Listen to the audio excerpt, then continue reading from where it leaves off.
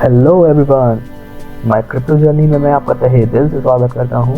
आज यानी 12 मई 2021 से मेरी क्रिप्टो करेंसी की जर्नी शुरू हो रही है और मेरी इस जर्नी में जो कि आज से स्टार्ट होगी और उस दिन तक चलने वाली है जब तक कि मैं करोड़पति नहीं बन जाता। और मेरी इस जर्नी के दौरान मैं आपसे आज से आने वाले उस दिन तक, जब तक कि मैं करोड़पति नहीं बन जाता हूँ, तब तक कि मैं अपनी डेली ट्रेडिंग की वीडियो आप लोगों तक पहुँचाता रहूँगा। और इन वीडियोस में मैं आपको उन सभी चीज़ों के बारे में बताने वाला हूँ जो कि एक ज़ीरो एक्सपीरियंस बंदा कैसे अपनी क्रिप्टो करेंसी की जर्नी स्टार्ट करता है। एज अ बिगनर उसे किन किन प्रॉब्लम्स को फेस करना पड़ता है और धीरे धीरे करके कैसे क्रिप्टो ट्रेडिंग को वो सीख रहा है। तो फ्रेंड्स, क्योंकि ये मेरी फर्स्ट वीडियो है तो ये थोड़ी लेंथी होने वाली है, तो प्लीज़ आप लोग थोड़ा माइंड मत करना। मैं आपको एक इम्पॉर्टेंट बात तो बताना भूल ही गया कि मैंने अपनी ट्रेडिंग 12 मई 2021 को स्टार्ट की थी, लेकिन ये वीडियो आज मैं 24 मई को रिकॉर्ड कर रहा हूँ क्योंकि मुझे इन सब चीज़ों को समझने में काफ़ी टाइम लग गया। और मैं पूरी कोशिश करूँगा कि जल्द ही मैं 12 मई से आज तक की डेट की सारी वीडियोस अपलोड कर दूँ, ताकि कल से मैं अपनी क्रिप्टो ट्रेडिंग की लाइव अपडेट आपको देता रहूँ कि मेरे वॉलेट में कितना रुपये बचा है, मैंने अब तक कितना इसमें डिपॉजिट कर चुका हूँ और या किया था, और आज मेरे वॉलेट में कितना प्रॉफिट है और मैं कितने लॉस में चल रहा हूँ। इन सभी चीज़ों को मैं लाइव अपडेट में आपको बताता रहूँगा। उससे पहले कि मेरी क्रिप्टो की जर्नी शुरू हो, मैं आपको अपने बारे में कुछ बताना चाहता हूँ कि मैं एक मिडिल क्लास फैमिली से बिलोंग करता हूँ जो कि इस टाइम IIT से एमटेक कर रहा है। एमटेक बताने का सेंस ये है कि इस मेरी पूरी जर्नी के दौरान जो भी मैं इन्वेस्टमेंट करूँगा वो मेरी एमटेक की स्टाइपेंड के थ्रू होगा। जो भी मुझे स्टाइपेंड मिलता है मैं उसमें से कुछ सेविंग करता हूँ एंड इस पूरी जर्नी के दौरान मैं उसी सेविंग से अपनी ट्रेडिंग शुरू करूँगा। जैसा कि आप सभी क्रिप्टो के बारे में थोड़ा बहुत तो सुने ही होंगे, और अगर क्रिप्टो के बारे में नहीं सुने होंगे तो कम से कम बिटकॉइन के बारे में आप लोगों ने तो ज़रूर सुना होगा। तो बस आप लोगों की तरह मेरा भी वही हाल था। मैंने भी बिटकॉइन के बारे में बहुत सारी बातें सुनी थी। कुछ लोगों से तो मैंने ये सुना था कि 2010 के आसपास बिटकॉइन का प्राइस 100 रुपीज़ थे, अप्रॉक्स 500 रुपीज़ थे, और आज के टाइम पे ये 50 लाख का हो गया है। और अगर हम लोग 10 साल पहले 2010 के आसपास 100 रुपये के या 500 के भी बिटकॉइन ख़रीदे होते तो आज हम लोग लखपति होते।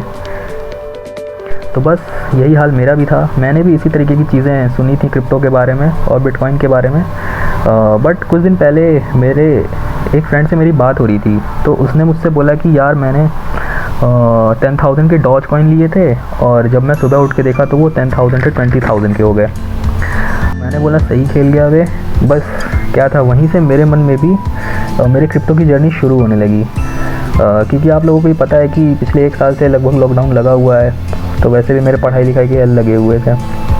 तो फिर बस मैंने अपने फ्रेंड को कॉल लगाया और उससे पूछा कि यार मुझे भी ट्रेडिंग करनी है और बता कैसे करूं। तो उसने बोला यार मैं तो कॉइन स्विच कुबेर से करता हूं, जिसके बारे में आप लोगों ने शायद IPL के ऐड में सुना होगा।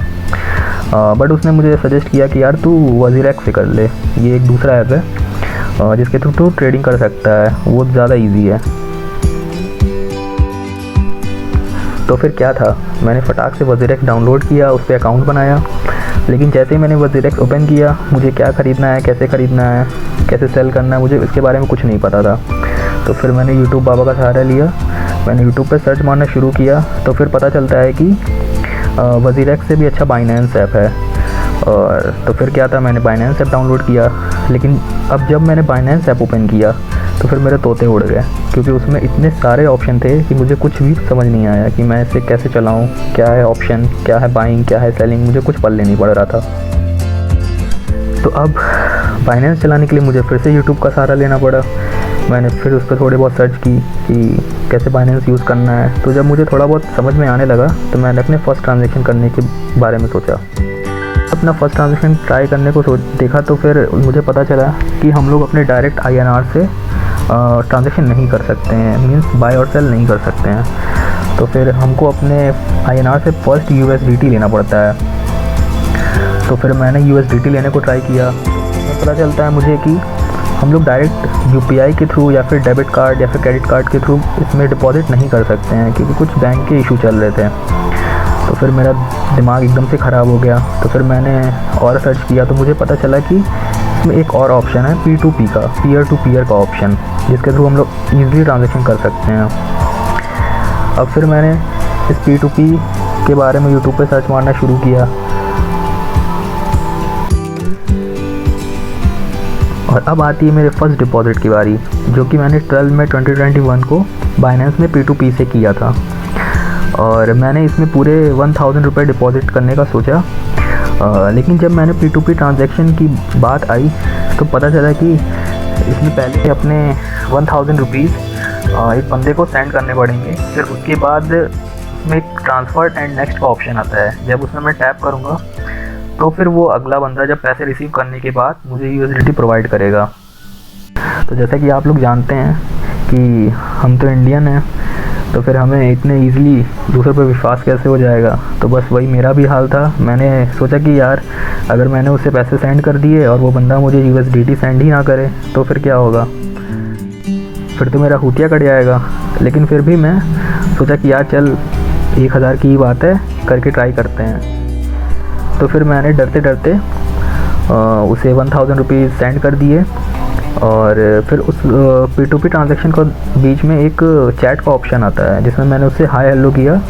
तो फिर उस बंदे ने मुझे मेरे USDT प्रोवाइड कर दिए। तो फ्रेंड्स चलिए मैं आपको अपने बाइनेंस के ऐप पे ले जाता हूँ, जिससे मैं आपको ये बता सकूँ कि किस तरीके से मैंने P2P के थ्रू अपनी फर्स्ट डिपॉज़िट की थी। और अगर आपको भी फ्यूचर में ट्रेडिंग करनी है तो इसमें आपको प्रॉब्लम ना हो सके। तो चलिए यहाँ से हम लोग अपने बाइनेंस के ऐप में जाते हैं और ये मेरा बाइनेंस का ऐप ओपन हो रहा है।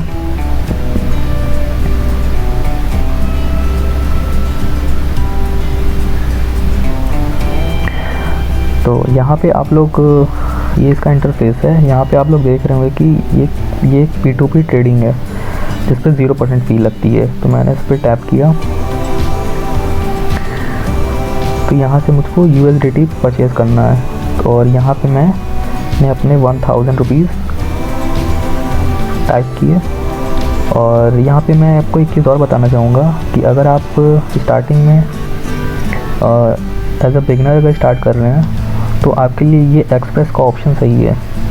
अगर आप थोड़े और सही तरीके से ट्रेडिंग करना जान जाएंगे तो फिर आपको इस P2P के बारे में भी मैं बताऊँगा। तो मैं इसको फर्स्ट एक्सप्रेस पे छोड़ दिया और फिर मैंने बाय विद 0 फी पे टैप किया। तो यहाँ पे मुझे 3 ऑप्शन आने लगे। IMPS के थ्रू पेमेंट कर सकता हूँ, या फिर UPI के थ्रू, या फिर बैंक ट्रांसफ़र के थ्रू। तो यहाँ पे क्योंकि मुझे UPI पे ज़्यादा इजी पड़ता है तो मैं UPI पे टैप करके कंफर्म परचेज़ पे क्लिक कर दिया। तो फ्रेंड्स कंफर्म एंड परचेज़ पे क्लिक करने के बाद मुझे कुछ इस टाइप का इंटरफेस मिला, जिसके अपर कॉर्नर में एक चैट का ऑप्शन था और जिसके थ्रू आप लोग जिससे आपको USDT परचेज़ करना है उससे आप बात कर सकते हैं मैसेज के थ्रू। तो मैंने भी उस चैट के ऑप्शन पे जाके उसमें कुछ मैसेज डाले, जिससे ये पता चलेगा कि वो बंदा ऑनलाइन है और आपको अगर आप कोई प्रॉब्लम होती है तो आप उससे कुछ बात करके वो प्रॉब्लम सॉर्ट आउट कर सकते हो। तो मैंने भी उससे कुछ बात की और फिर मैंने आगे का ट्रांजैक्शन स्टार्ट किया। और फ्रेंड्स आगे की ट्रांजैक्शन करने के लिए मैंने ट्रांसफ़र द फंड पे क्लिक किया और फिर मैंने उसकी UPI ID को कॉपी कर लिया। फिर यहाँ से मैं उसकी सक्सेसफुली UPI ID कॉपी होने के बाद मैं बैक करके अपने Paytm पे चला गया। और Paytm पे जाने के बाद मैं UPI सेक्शन में गया। UPI सेक्शन में जाके उसकी UPI ID को मैंने पेस्ट की और फिर मैंने उसको 1000 रुपये सेंड कर दिए। तो फिर मैंने सिक्योरिटी के लिए एक इस पेज का एक स्क्रीनशॉट ले लिया और फिर मैं फिर से अपने बाइनेंस के ऐप में गया। और वहाँ जाने के बाद मैं फिर से उस चैट के ऑप्शन में गया और चैट में जाके उस बंदे को मैंने सेंड किया कि मैंने मैसेज किया कि मैंने 1000 रुपीज़ आपको सेंड कर चुका हूँ और मैं उसकी एक स्क्रीनशॉट आपको सेंड कर रहा हूँ। तो स्क्रीनशॉट देखने के बाद मैंने फिर बैक किया और फिर आपको एक चीज़ नोट करना है कि फ़ंड ट्रांसफ़र करने के बाद आपको ट्रांसफ़र्ड एंड नेक्स्ट पे क्लिक करना है, और उसके बाद ही वो बंदा आपको USDT आपका प्रोवाइड कर सकेगा। तो फिर मैं भी बैक किया और ट्रांसफ़र एंड नेक्स्ट पे गया।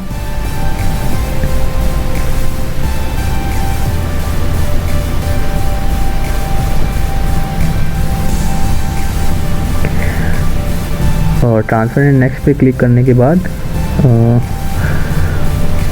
उस बंदे को 1000 रुपीज़ डिपॉज़िट हो गए। और फिर थोड़ी वेट करने के बाद मुझे मेरा USDT मुझे मिल गया।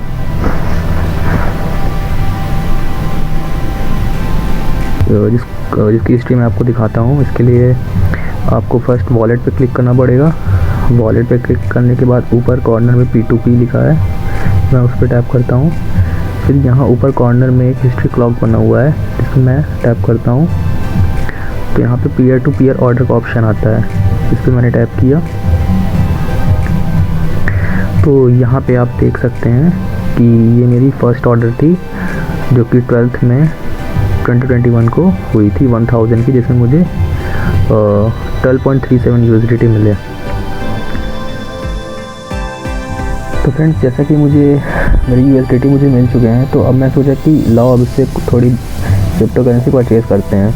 तो जैसे ही मैंने परचेज़ करने के लिए ट्राई किया तो मुझे पता चला कि मैं इस USDT से डायरेक्ट परचेज़ नहीं कर सकता हूँ, मुझे इस USDT को अपने स्पॉट वॉलेट में ट्रांसफ़र करना पड़ेगा। तो आइए मैं आपको स्पॉट वॉलेट में ट्रांसफ़र करके बताता हूँ।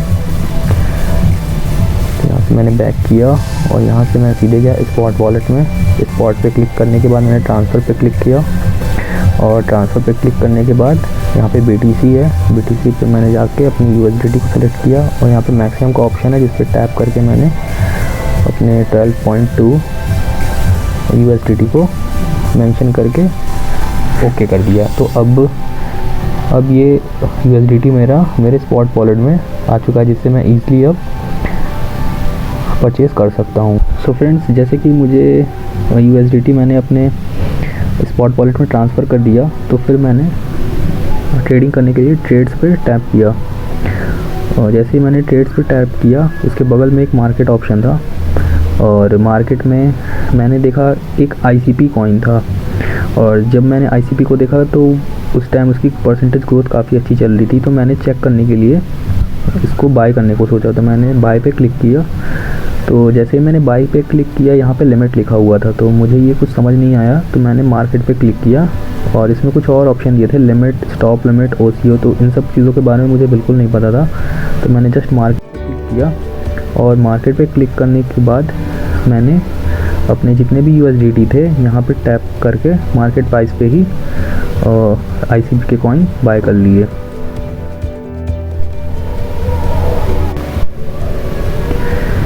तो फ्रेंड, इस तरीके से मेरा फर्स्ट ICP का कॉइन मैंने परचेज़ कर लिया, जिसकी हिस्ट्री मैं आपको दिखाता हूँ। यहाँ कैंसिल ऑल के ऊपर एक छोटा सा बॉक्स बना हुआ है, जिस पर मैंने टैप किया। यहाँ पे ओपन ऑर्डर्स, ऑर्डर हिस्ट्री और ट्रेड हिस्ट्री लिखा हुआ है, तो मैंने ऑर्डर हिस्ट्री पे क्लिक किया, और यहाँ पे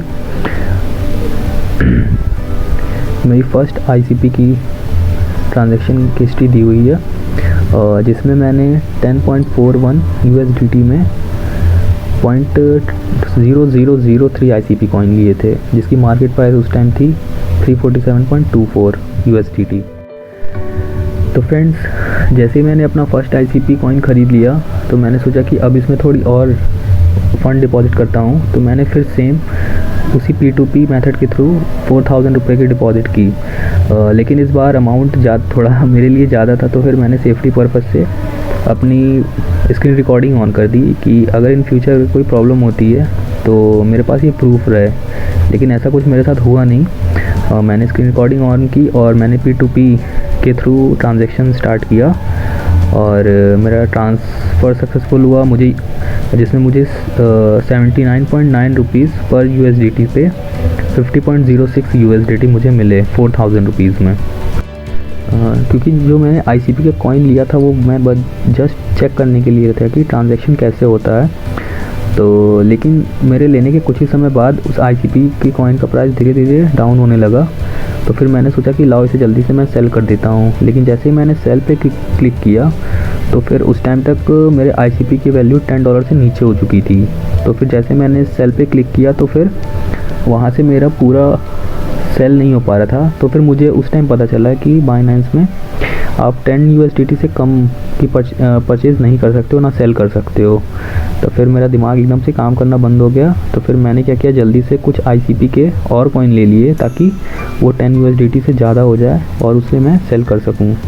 तो फिर मैंने मार्केट प्राइस पे ही सेम फिर ICP के कुछ कॉइन लिए और फिर जैसे ही मेरा 10 USDT से ऊपर हुआ मैंने उसे फिर से मार्केट प्राइस पे ही सेल कर दिया, जो कि उस टाइम 286.83 था। और जैसे ही मैंने सेल किया उतने में ही मुझे अप्रॉक्स 4 USDT का लॉस हो गया था। तो फिर मेरा मूड एकदम से ख़राब हो गया कि यार अभी तो मैंने एंट्री ली है, मैंने फर्स्ट ट्रांजैक्शन ही किया और मुझे मेरे $4 डूब गए।